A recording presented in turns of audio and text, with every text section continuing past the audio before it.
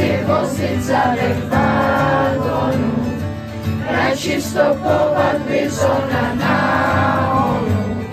Bylo to slunce, co mělo tu síti, byla tráva, co měla tu růst, jsou ty mraky, co mělo vzít pršek, je ten měsíc, co chybí z něj kus.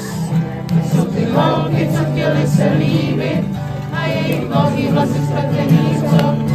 A kluci, co po nich potajmu koukaj, chystej se na první lov.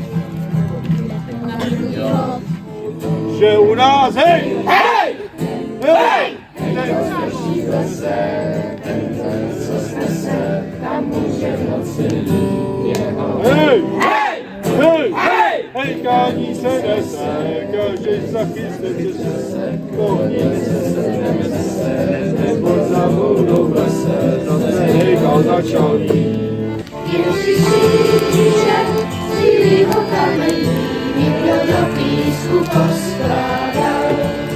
Slzy v očích měl a vůdce znamení, odvídení, co sám do něj psal. Do třetice koloděj, ten, co mu nožky nesmrděj, volá Bonifáce, co má práce, pořád nabaděj. Tahle skřípů rodina nad ránem pak usíná, aby posedmění i bezkladní mohli s námi do kina. A pak už to začíná, máme skřípů plný les, byli včera, jsou i dnes.